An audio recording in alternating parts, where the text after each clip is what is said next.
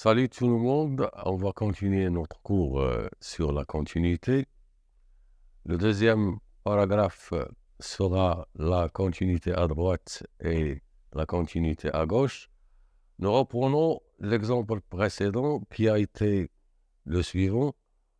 F est défini sur R plus par f de x égale la valeur absolue de x moins 2 sur x carré moins x moins 2 si x appartient à R plus privé de 2. Et un tiers, c'est x égale à 2. On a déjà vu que la limite de f de x, quand x tend vers 2 à droite, est égale à 1 tiers, qui est égal à f de 2. Et on a vu aussi que la limite de f de x, quand x tend vers 2 par valeur inférieure, est égale à moins 1 tiers, est différent de f de 2. On dit dans le premier cas que f est continu en 2 à droite. Et dans le deuxième cas, puisque la limite à gauche n'a pas donné f de 2, on va dire que f n'est pas continu en 2 à gauche. Ce qui prolonge la notion de continuité. Dans le premier paragraphe, on a parlé de la continuité en un point, en disant que f est continu en A si limite de f de x quand x tend vers A égale à f de A. À travers cet exemple, on va prolonger la notion de continuité, c'est-à-dire on va parler aussi de la continuité à droite et la continuité à gauche. Définition, on va résumer ce qu'on a vu dans l'exemple, dans cette définition, pour dire qu'une fonction est continue à droite en A. Premièrement, il faut que la fonction soit définie à droite de A, et puis que la limite de f de x quand x tend vers A par valeur supérieure à A est égale à f de A. De même, pour dire qu'une fonction f est continue en A à gauche, il faut que la fonction soit définie à gauche de A et sa limite en A par valeur inférieure à A est égale à f de A. Maintenant, on va énoncer une propriété qui relie les trois types de continuité, à savoir la continuité à droite, à gauche et la continuité tout court. En utilisant une propriété similaire vue dans les limites, f est continu en A, si et seulement si f est continu à droite et à gauche en A. Pour montrer ce résultat, il suffit d'utiliser une propriété similaire vue dans les limites. Démonstration, partant de f est continu en A, c'est équivalent à dire que la limite de f de x quand x tend vers A est égale à f de A. C'est équivalent à dire que la limite de f de x quand x tend vers A plus est égale à f de A, et en même temps, la limite de f de x quand x tend vers A moins est égale à f de A. La première réalise f continu en A à droite, en A à droite. La deuxième réalise f est continu en A à gauche. Exercice d'application. On se donne une fonction f définie sur R plus par les deux expressions f de x égale 2x carré moins x moins b sur x moins 1 si x est strictement supérieur à 1 et 2 plus a racine de x si x est compris entre 0 et 1. La première question, c'est calculer f de 1. La deuxième, calculer la limite en 1 à droite de f selon les valeurs prises par b. Déterminer a et b pour que f soit continu en 1. Commençons par la première question. Il s'agit de calculer f de 1 en remarquant que 1 est dans l'intervalle 0,1, donc je dois utiliser la deuxième expression. F de 1 est égal à 2 plus a fois racine de 1. Deuxième question. Déterminer les valeurs selon les valeurs de b, les limites possibles de f en 1 à droite. En tendant le numérateur vers 1, on aura le numérateur qui va tendre vers 2 moins 1, 1, 1 moins b. En tendant x vers 1 à droite, le dénominateur va tendre vers 0 plus. Donc, le rapport, je ne peux pas conclure car je peux avoir 0 sur 0 plus qui est une forme indéterminée.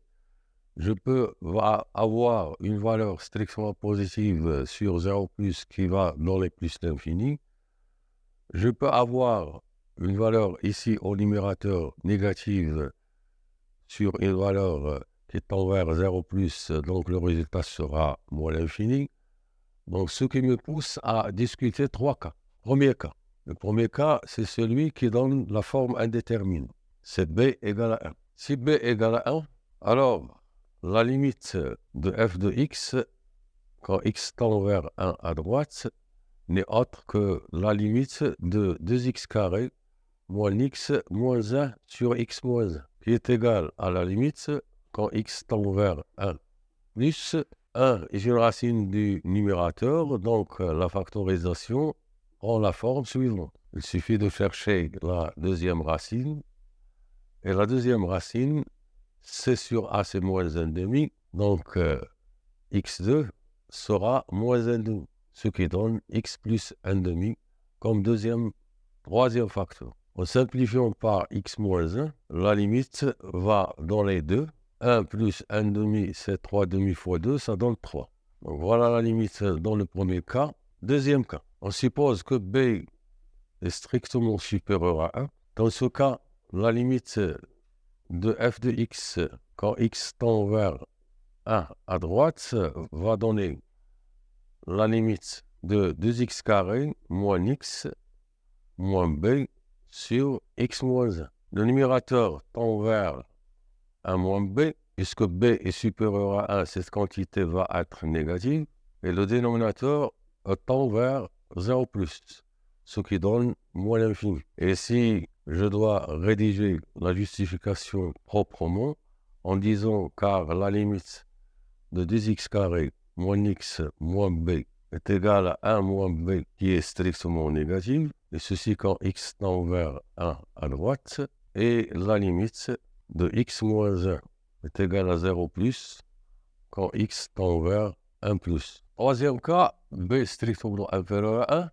Dans ce cas, la limite de f de x, quand x tend vers 1 par valeur supérieure à 1, est égale à la limite de 2x carré moins x moins b sur x moins 1, quand x tend vers 1 par valeur supérieure à 1.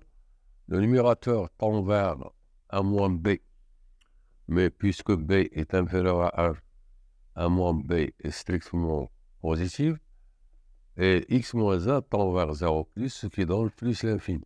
Passons à la troisième question. Il s'agit de chercher a et b pour que f soit continu en 1. Alors, f est continu en 1 si et seulement si la limite de f de x, quand x tend vers 1 à droite, est égale à la limite de f de x quand x tend vers 1 à gauche est égale à f de 1. La limite de f de x quand x tend vers 1 à droite donne la valeur f de 1. D'après la deuxième question, b doit être est égal à 1. Et en même temps, f de 1, la limite de f de x quand x tend vers 1 dans le cas b égale à 1 est égal à 3. Autrement dit, f de 1 est égal à 3. Et la limite de f de x quand x tend vers 1 à gauche, c'est a plus 2. Ce qui donne a égale à 1 et b égale à 1. Troisième paragraphe, opération sur les fonctions continues. En utilisant les propriétés des limites finies et les opérations, on peut déduire les propriétés suivantes concernant la continuité et les opérations. Étant donné deux fonctions f et g qui sont continues sur un intervalle i et k une constante réelle, alors f plus g est aussi continu sur i, k de g est continu sur i, f fois g est continu sur i. Pour montrer ces trois propriétés, il suffit d'utiliser les mêmes propriétés vues dans les limites finies. Et pour l'inverse f sur g, ils sont continus aussi, mais sous réserve que g ne s'annule nulle part sur i. Passons maintenant à un exercice d'application. On se donne une fonction f définie sur R étoile f de x est égal à x carré plus 1 sur x et il s'agit d'étudier la continuité de cette fonction. Premièrement, la fonction qui a x fait correspondre x carré est continue sur R. Pourquoi? Car la limite de x carré quand x tend vers un réel A quelconque, c'est A carré, c'est l'image, donc elle est continue partout. En particulier sur les deux morceaux, moins l'infini 0 et sur 0 plus l'infini. De même, la fonction qui a x fait correspondre 1 sur x est continue sur 0 plus l'infini et moins l'infini 0, car quel que soit le réel A, la limite de 1 sur x quand x tend vers A, à condition que A est non nul, elle sera 1 sur A, donc c'est l'image, d'où la continuité sur les deux intervalles. En utilisant la propriété de la somme de fonctions continues, donc f est continue sur les deux intervalles, moins l'infini 0 et sur 0 plus 9. Quatrième paragraphe, la continuité de quelques fonctions usuelles. En utilisant la définition de la continuité à partir des limites, on peut démontrer que toute fonction polynôme est continue sur R et que toute fonction rationnelle est continue sur tout intervalle inclus dans son domaine de définition et que la fonction racine carrée est continue sur R+, et les fonctions sin, cos vont être continues sur R, et enfin la fonction tangente est continue sur tout intervalle de type moins pi sur 2 plus kpi, pi sur 2 plus kp. Pour démontrer tous ces résultats, il suffit d'utiliser la définition de la continuité qui est la limite de f de x est égale à f de a quand x tend vers A, veut dire que f est continu en A. Passons à un exercice d'application. On se donne la fonction f telle que f de x égale racine de x sur x carré moins 1. La première question, c'est déterminer le domaine de définition de f. Alors, pour que la racine carrée de x soit bien définie, il faut que x soit supérieur ou égal à 0. La deuxième condition, pour que le rapport ait le sens, on doit avoir x carré moins 1 différent de 0. Donc, l'ensemble des définitions, c'est l'ensemble des réels x tel que x est supérieur ou égal à 0 et x différent de 1 et x différent de moins 1. Donc, les trois conditions qui définissent le domaine de définition vont se simplifier, elles vont se réduire en deux conditions, x positive et x différent de 1, vu que moins 1, on ne peut pas avoir moins 1 puisque x doit être positif. Sous la forme d'intervalle, c'est la réunion des intervalles 0, 1, ouverts du côté de 1 plus l'infini. On va maintenant passer à la continuité. On va étudier la continuité sur 0, 1 et la continuité sur 1 plus l'infini. La fonction f est sous la forme d'un quotient.